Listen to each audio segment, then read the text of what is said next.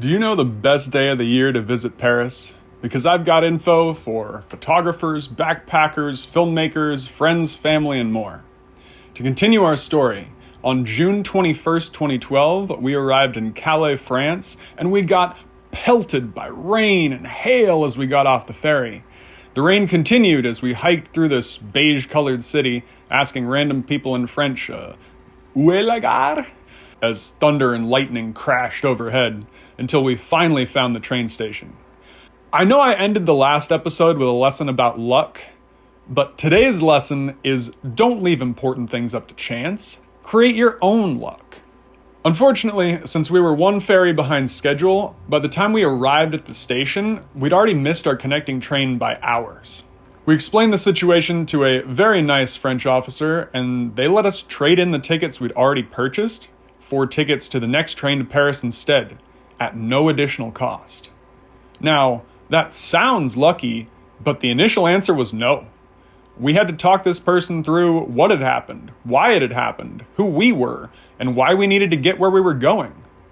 But it wasn't the only time it felt like we had luck on our side when it was actually just the kindness of strangers. The absolutely incredible part about that day, other than the money we didn't have to spend on the new train tickets, was that the storm broke. And we arrived in Paris on a beautiful holiday called La Fête de la Musique. And musicians put on free performances all throughout the city. Everywhere we went, from concert venues to street corners, we heard violins, accordions, guitars, harmonicas, drums, anything you can think of, and every genre you can think of, and people were dancing to it all. It was absolutely incredible. But we didn't have a place to stay that night booked beforehand, which is a big mistake in a city like Paris. And the nearby hostel we walked to, St. Christopher's Inn, Paris Gare du Nord, was full. They told us to check their other location, by the canal in the 19th arrondissement. For those of you that don't know what an arrondissement is, basically just think of it like a neighborhood, an area of the city, and there are about 20 of them in Paris. So we walked to the Paris Canal location, about 30 minutes away on foot. However, when we arrived at St. Christopher's Inn, Paris Canal, in the 19th arrondissement, they were full too. So we picked a random direction and asked every other hostel, hotel, motel, whatever we saw. But they were all full too. By 8:45 p.m., we'd made our way into the 9th arrondissement and still hadn't found anywhere to stay. So we carried on. It was still light out, and the music continued as we walked through the 8th arrondissement, because it was close to the summer solstice, luckily. If there was ever a day to spend hours walking through the streets of Paris, it was on La Fête de la Musique. But we paid for that experience in more ways than just blisters.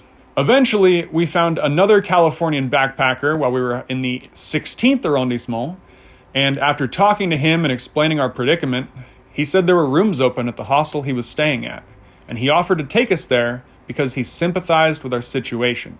Again, saved by the kindness of a stranger. But what are the odds we'd run into him and talk to him at all? We followed this Californian backpacker through the streets of Paris for about 2 hours, and the sun quickly set, but the city felt orange in the lit areas, and music continued everywhere we went. We passed the Moulin Rouge, and to be honest, it felt like a sketchy area at that time of night. But we managed to arrive at a hostel called Le Montclair Montmartre by River just before midnight. They had exactly 4 spots left for us in different shared rooms, but we had to pay a lot more than we would have if we'd booked earlier. And if we had had 5 or 6 people on the trip with us, like we'd originally planned, I don't know what we would have done. As it was, I felt the trip had begun to change my body shape into something a little bit leaner, stronger in the legs, and when I took my boots off, I saw I had 2 blisters on one foot. I don't know how much longer we could have managed to walk around looking for somewhere to stay that night. Now, we didn't get in trouble for this situation because it cost us around 50 euros per person instead of 25 euros per person. And being in different rooms for the night was just a little inconvenient. 30 to 40 bucks extra out of a $2,000 budget really isn't terrible, especially in one of the most expensive cities on our itinerary. We just had to make sure we didn't keep repeating that mistake. However, on a larger scale, paying double for something because you didn't plan ahead can have major repercussions. On most larger independent productions, paying $100,000 instead of $50,000 for location, salary, whatever, that might be the difference between making the movie and not making the movie. So it'd be a lot easier with luck on your side and a little forethought. You're probably asking right now, how am I supposed to create my own luck? In my opinion, there are 3 factors you can control: preparation, explanation, and personality. First of all, you've got to be prepared and good at what you do, so you know what usually goes wrong and how to fix it. Second, you've got to tell people about the situations you're going through, so they understand the stakes and also become invested in what you're doing. And finally, you've got to regulate your emotions and stay personable and engaging, no matter the situation. If people connect with you, they want to help you succeed. Give out what you want in return, and you're more likely to get it back. It's the golden rule, right? Treating people well makes them more likely to treat you well. You want to be luckier? Work on your personality and be kind to other people, and other people will make you feel lucky, because a good part of luck is just human compassion for everyone else going through life on Earth. That was why the train station worker had exchanged our tickets when we missed the train in Calais. That was why the backpacker had helped us find a place to stay in Paris.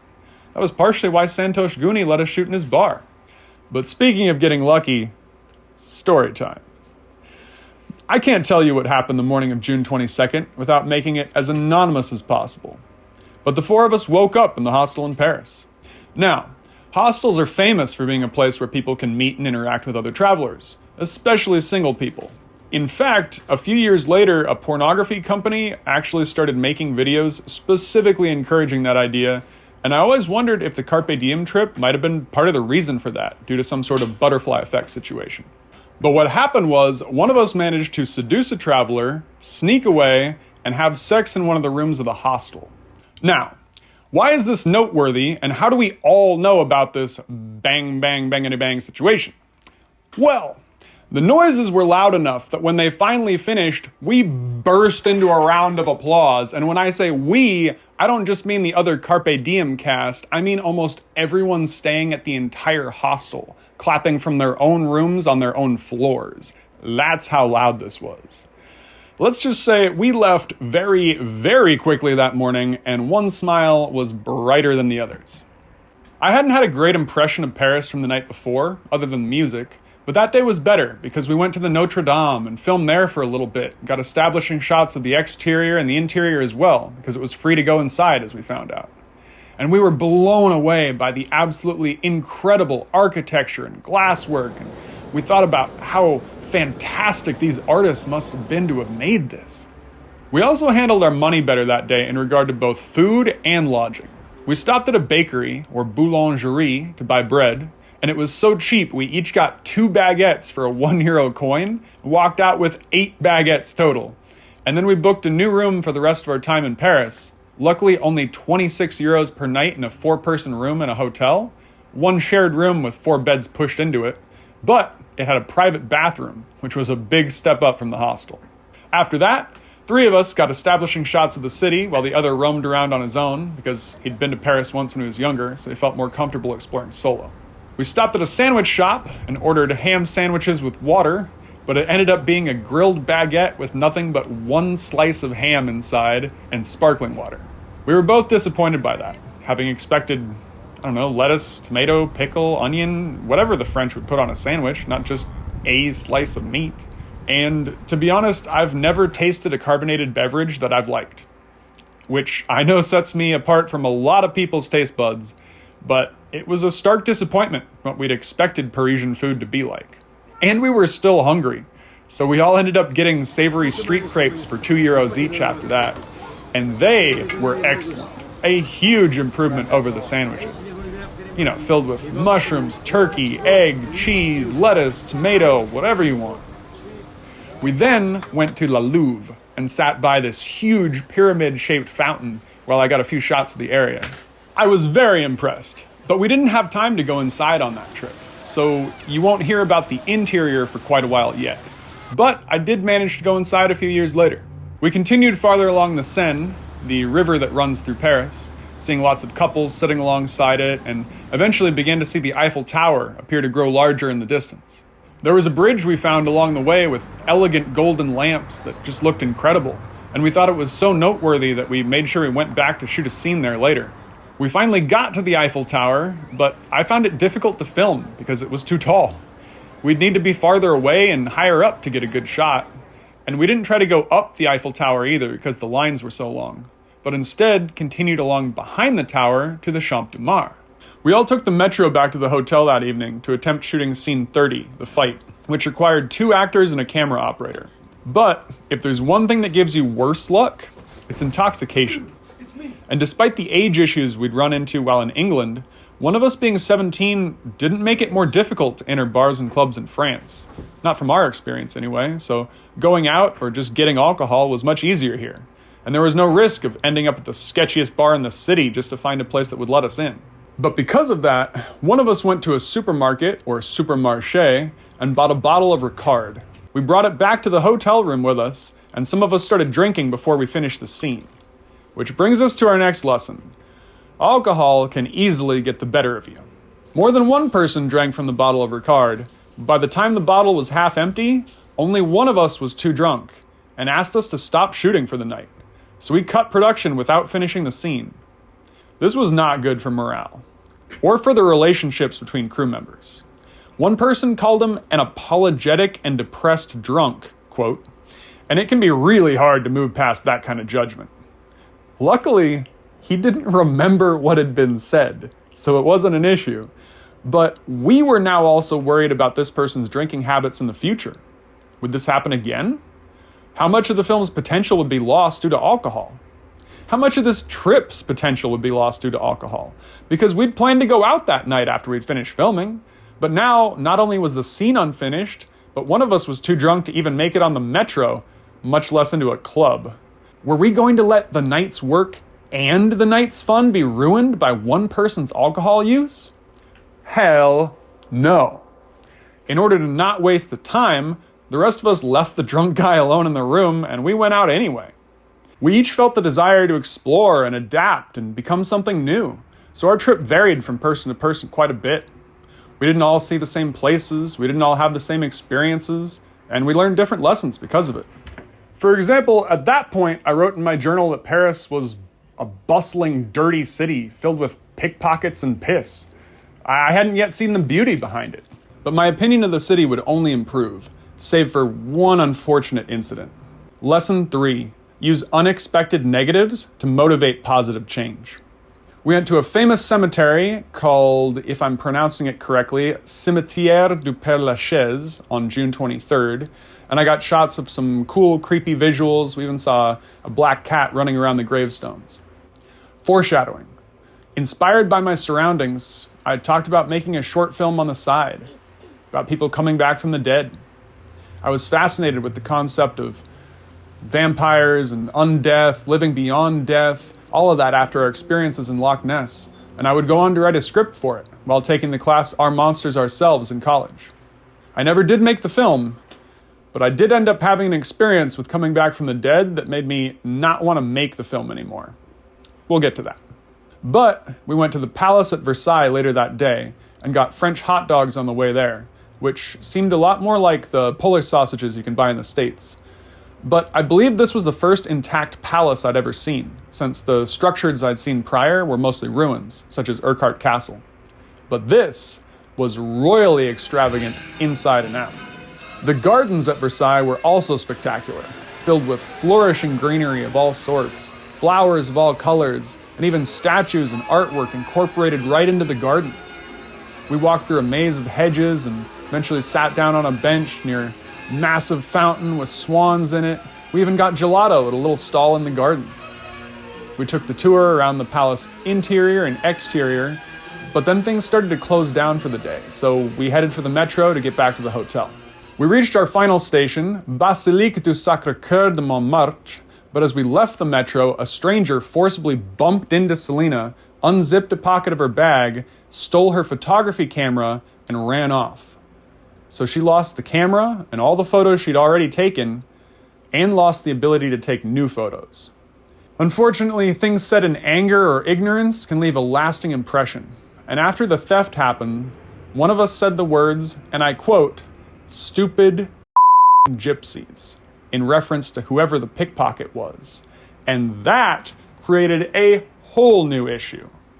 The word gypsy references the Romani people, and depending on who you are, you either see that word as indicative of who you are or as a slur for who you are. And one of the four of us was part Romani and self-identified as a gypsy. So this theft almost caused a racial incident between our cast members. And the only way out of a situation like that is through education. You see, the Romani or gypsy peoples come from the Rajasthan area of India, but Romani travelers coming to Europe had paler skin tones than a lot of the other incoming Asian or Middle Eastern peoples, and therefore were often mistaken for Coptic Egyptians, so they were called Gyptians, which is where the word gypsy comes from. That misattribution, incredibly similar to calling Native Americans Indians, is part of why it's seen as negative in the modern day. But the hundreds of years of use of that term are why many Romani still identify as gypsy today, just as many Native Americans choose to identify as Indian or American Indian, at least as long as the Bureau of Indian Affairs keeps that name, but that's a different story. Unfortunately, many people associate the Romani people with thievery, but crime, when viewed racially, usually comes from oppression and discrimination. And in 1710, Holy Roman Emperor Joseph I ordered that all Romani males were to be hanged without trial, whereas women and young males were to be flogged and banished. So being Romani in the Holy Roman Empire was automatically a crime, and if you were a man, it was punishable by death with no trial.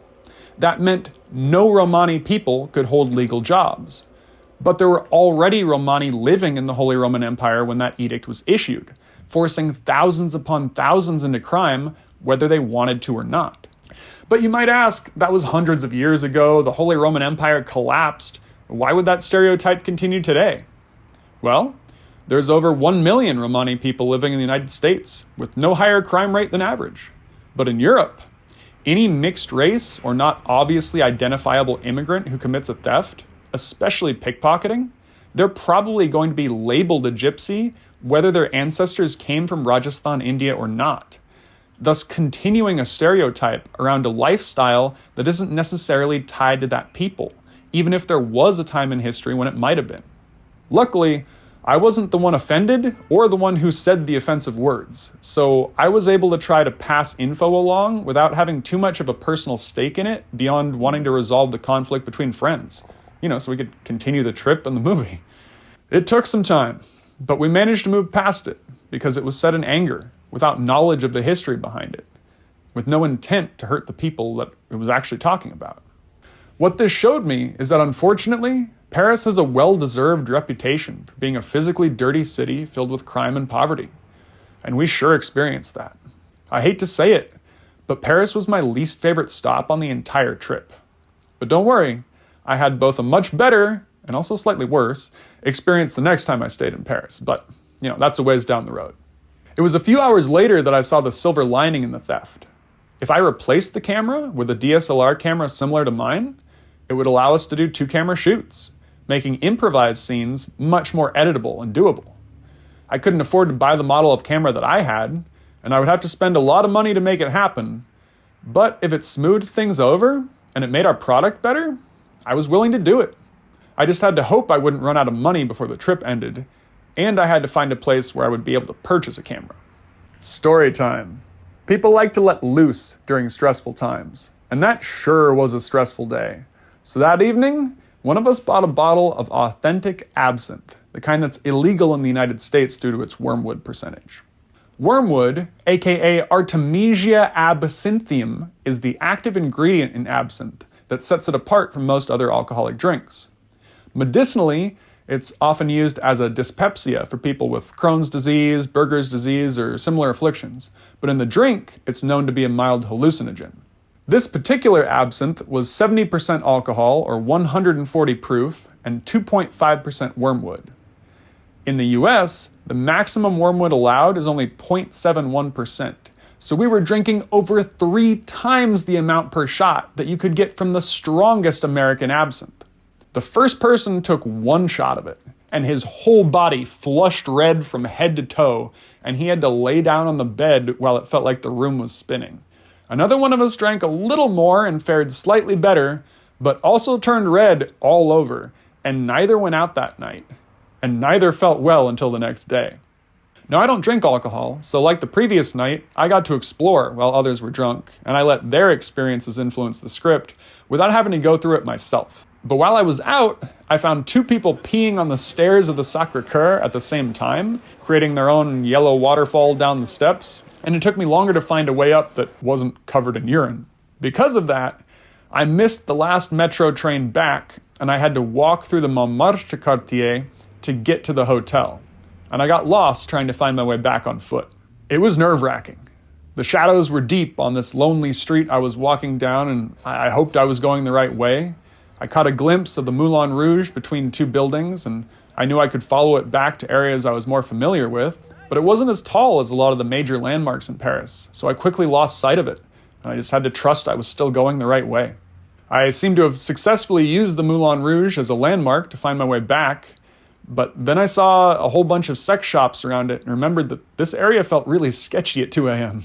Suddenly, a man sprinted out of the shadows, got right up to my face, and screamed at me for seemingly no reason. But just as quickly, he sprinted back into the shadows, and I realized this was a homeless man who was now talking to himself. I backed away and kept walking, but it freaked me out for sure, mostly because I didn't see any rhyme or reason behind what he'd done. When I got back to the hotel room, I breathed a sigh of relief, but only one person was awake by then, and he said, "Look who's passed out on the bathroom floor." And I saw that, yep, one of the A-Tight crew was curled up fast asleep in front of the toilet, and we couldn't get him to move. However, one of us really needed to pee, so time was running out. We started pulling on his legs to try to drag him out of the bathroom, but even while unconscious, he clung to that toilet as if he was worried he'd throw up if he was taken too far away from it. So, one person decided the best option would be to just leave him there. And so he just whipped it out and started peeing right over him into the toilet. And we just hoped he didn't dribble too much. That seems like the perfect note to end on, so you'll have to tune in next week to find out how we got out of Paris and got 3 days in paradise. While Julia and Ross were being all cozy, I could only think of what Ross had said earlier. You won 140 pounds? What are you gonna spend it on?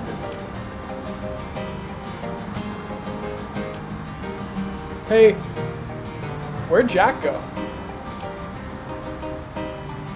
Oh, great. Now we lost 2 of them. Actually, I think I have a pretty good idea where Jack went.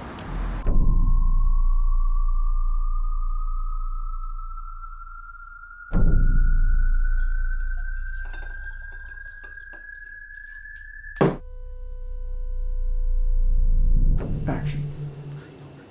They told me not to play God.